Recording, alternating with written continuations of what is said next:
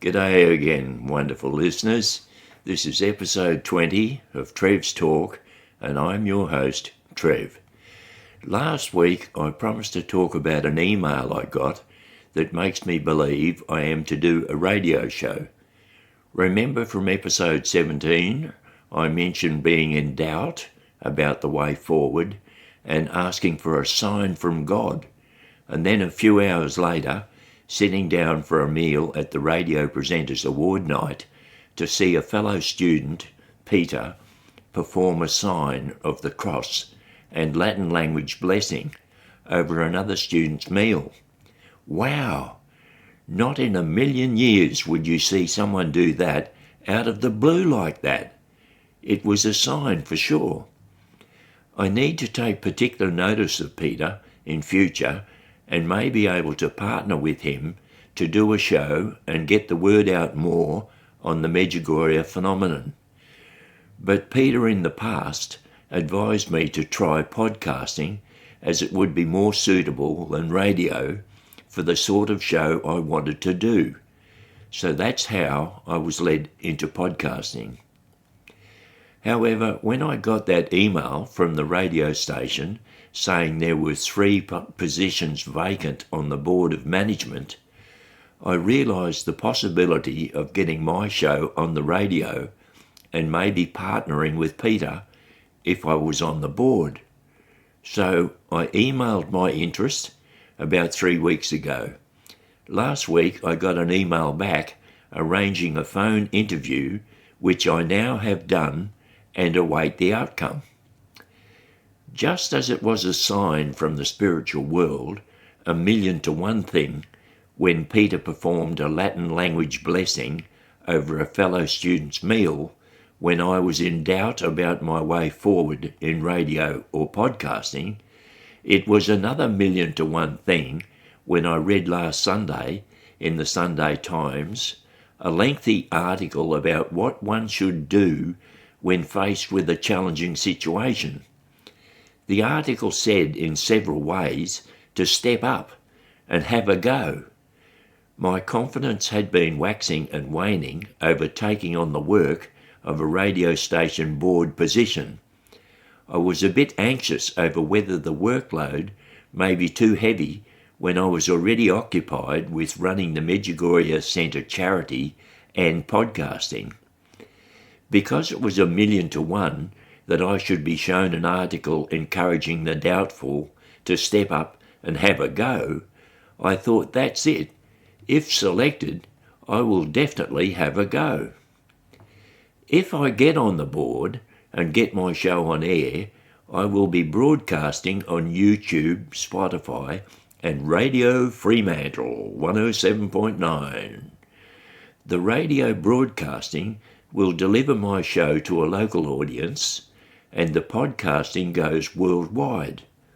My presentations on the Medjugorje phenomenon will go out to a huge number of people who have never heard about it, and it is very important that they do. There is nothing more important going on in the world today than what is going on in Medjugorje.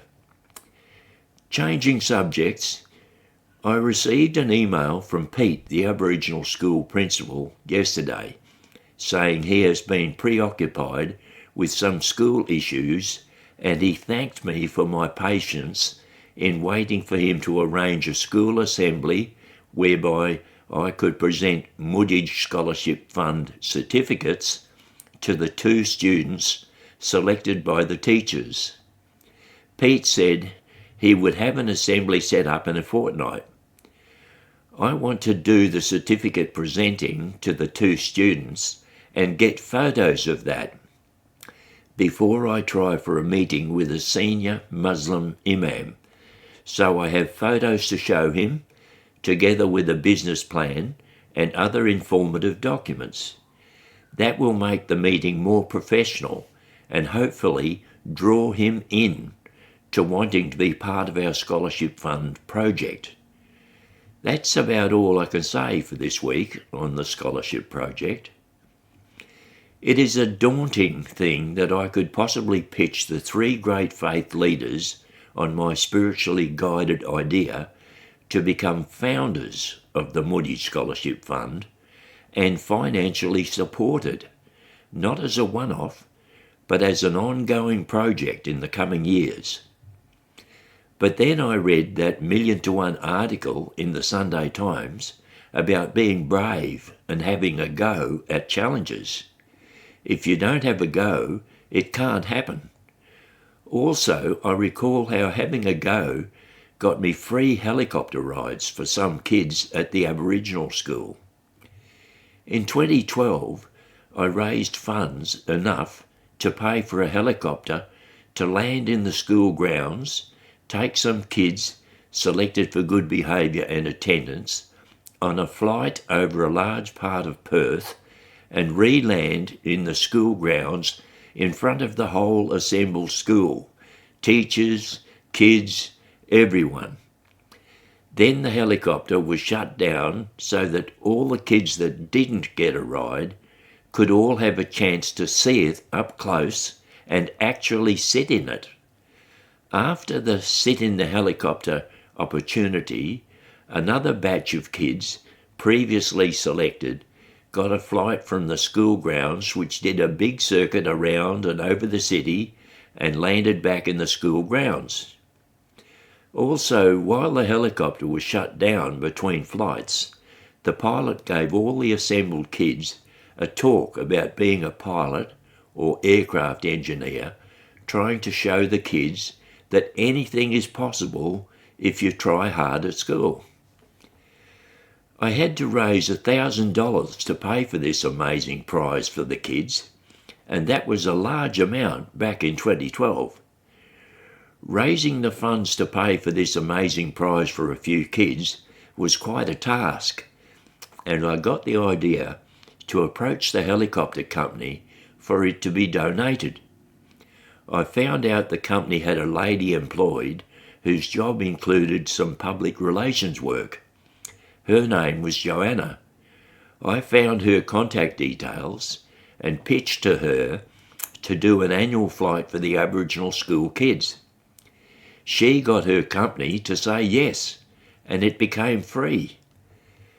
Then I think we did the helicopter ride project for 3 years for free, until a new management took over at the helicopter company.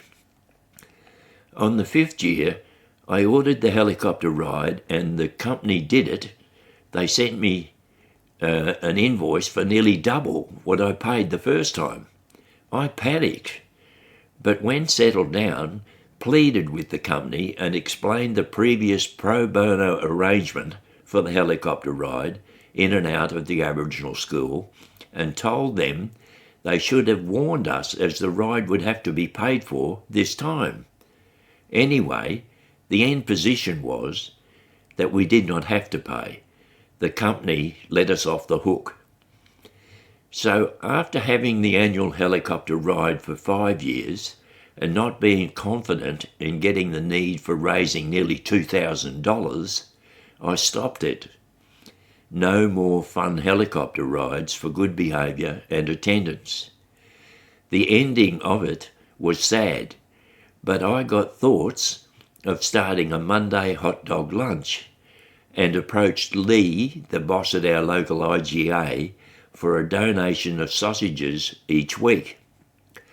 Lee, a wonderful person, gave the okay and the Monday lunch came into being. I canvassed other businesses to get donations of bread rolls and other foods needed so that the Monday lunch cost the school nothing and cost the kids very little. I then went to each class first thing on Monday mornings and gave a voucher to the teachers for rewarding a student for any reason the teacher thought fit.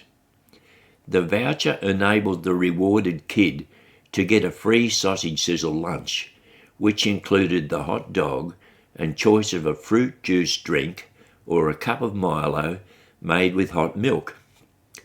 The students quickly came to love getting a free lunch and behaved well for their teachers to get it.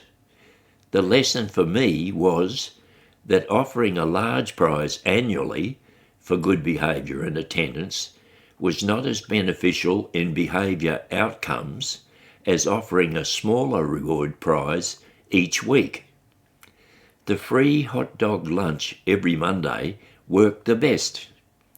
Another thing that helped the free lunch to work so well was when the rewarded kids came to the canteen to get their free lunch, I used to take their photo holding their free lunch voucher and posted it on Facebook, telling them they may become famous. Lots of the parents used to be on social media and they could see their child smiling brightly on Facebook. This tended to make a good bond between parents and the school. Well, wonderful listeners, the end of the episode has come around again, and as usual, I ask you to please subscribe, like, share and comment on YouTube, or follow, rate, like and comment on Spotify. Please help me to increase the number of listeners so that many more people learn about the Medjugorje phenomenon.